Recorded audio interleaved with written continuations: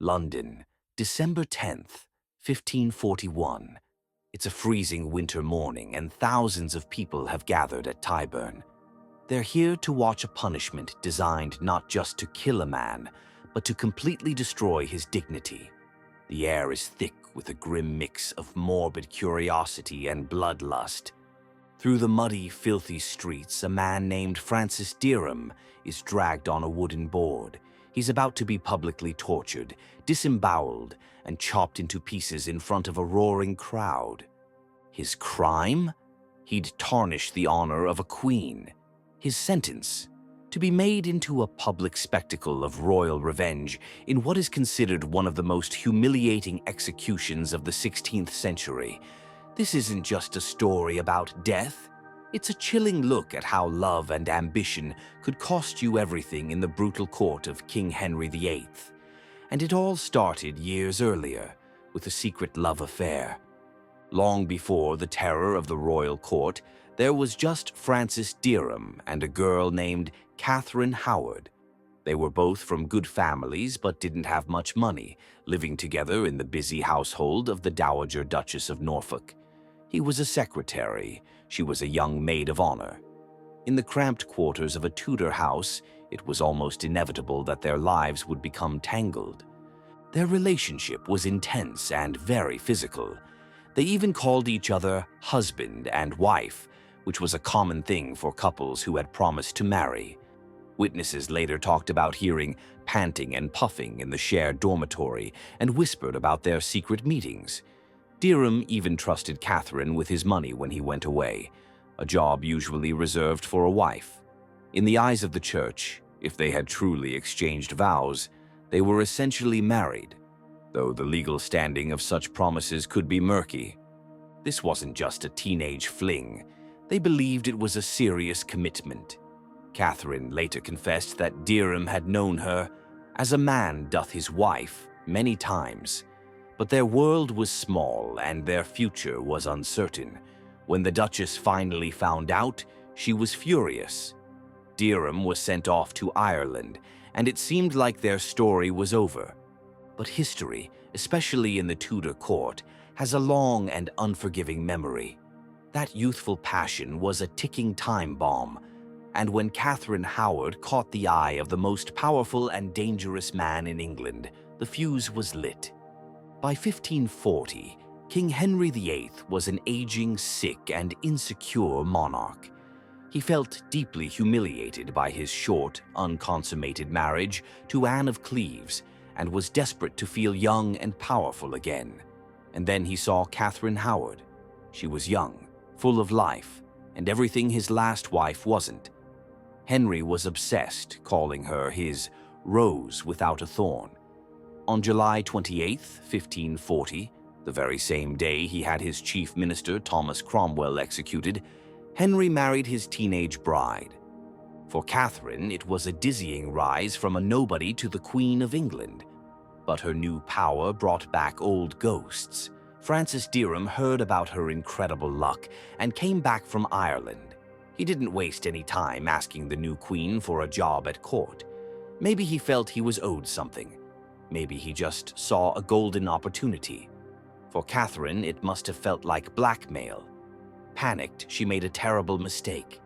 She made Dereham her private secretary, probably hoping to keep him close and keep him quiet. It was a fatal error. At court, Dereham was reportedly reckless. He became way too familiar with the Queen and was said to have openly boasted about their past, telling people that if the king died, he was sure he could marry her.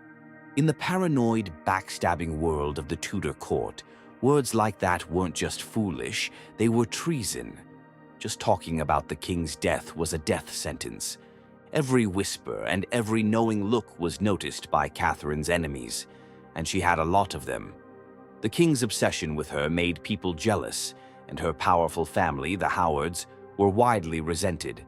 All it took was one unhappy servant, Mary Lascelles, to tell Archbishop Thomas Cranmer the truth about Catherine's past. The time bomb had just gone off.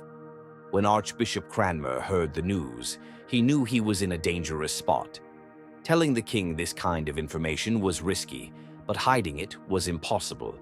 He chose to give Henry a letter with all the details while the king was in chapel, and then he made a quick exit. Henry's first reaction was total disbelief. He adored his young queen.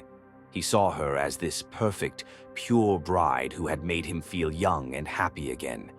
The idea that she had a sexual past shattered his fantasy and sent him into a deep, violent rage. This wasn't just a political mess, it was the ultimate personal humiliation. A brutal investigation was launched immediately. Dereham was arrested and interrogated. He admitted to his relationship with Catherine before her marriage, but insisted she had moved on to another courtier, Thomas Culpeper, who was then accused of sleeping with Catherine after she married the king. For Henry, it didn't matter. His honor was wounded. The legitimacy of his marriage and any future children was now in doubt. This wasn't about justice, it was about revenge. On December 1st, 1541, Francis Dereham and Thomas Culpeper were tried for treason. The verdict was never in doubt. Both were found guilty and sentenced to a traitor's death, to be hanged, drawn, and quartered. Culpeper, a nobleman and a one-time favorite of the king, was able to get his sentence reduced to a simple beheading. It was a small mercy, a nod to his higher social class. But for Francis Dereham, there would be no mercy at all. In Henry's eyes, his crime was worse. He had been there first. He was a living symbol of the king's humiliation, and he was about to be made into a terrifying example. A traitor's execution in Tudor England was a carefully staged show designed to create maximum terror and suffering. For Francis Dereham, the show was performed with horrifying perfection. First, he was drawn to the execution site at Tyburn. This meant he was tied to a wooden board and dragged for miles by a horse through the city streets. The journey itself was part of the punishment, as the crowd screamed, spat, and threw garbage at him. At the gallows, the real horror began. Dereham was hanged, but not for long. The short drop was meant to strangle him without breaking his neck, so he was still alive and conscious when they cut him down. Gasping for air, he was stripped naked and held down. What happened next was the systematic butchering of a living man. In front of the roaring crowd, the executioner cut off his genitals. This was symbolic.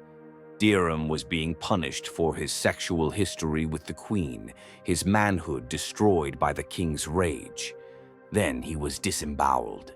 The executioner cut open his stomach, pulled out his intestines, and threw them onto a fire, burning right in front of his eyes while he was still clinging to life. They were instructed to keep him conscious for as long as humanly possible. This was the height of royal cruelty, forcing a man to watch himself being taken apart. Only after all of this was he finally beheaded. But even that wasn't the end. His body was then quartered, chopped into 4 pieces. His head, along with Culpeper's, was stuck on a spike on London Bridge, becoming a permanent, rotting warning to anyone else who might dare to dishonor the king. The severed heads of Francis Dereham and Thomas Culpeper stared down at Londoners for years, a grim monument to the king's fury. Their executions sent a clear message. Nobody was safe from Henry's revenge. The difference between the 2 executions was a key part of that message. Culpeper, the aristocrat who slept with a married queen, was given the dignity of a quick beheading.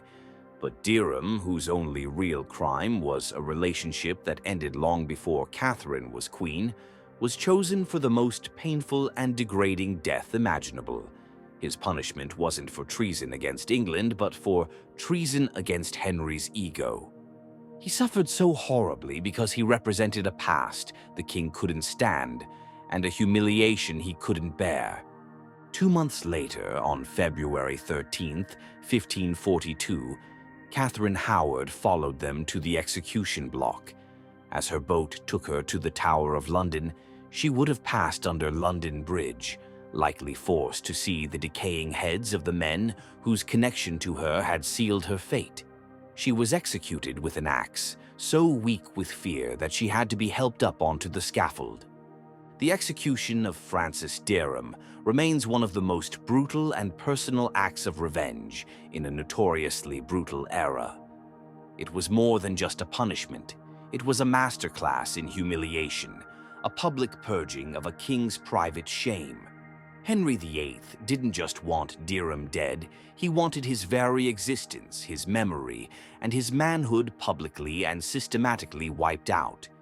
It's a terrifying reminder that in a world of absolute power, the line between justice and jealousy can vanish in a heartbeat. For Francis Dereham, a youthful romance turned into a death sentence, and his horrific end was a spectacle of cruelty designed to prove one chilling point. The king's honor was absolute, and the price for wounding it was unimaginable. If you're fascinated by the dark and forgotten corners of history, subscribe to the channel for new videos every week. And don't forget to check out our next video on the most bizarre deaths of the ancient world.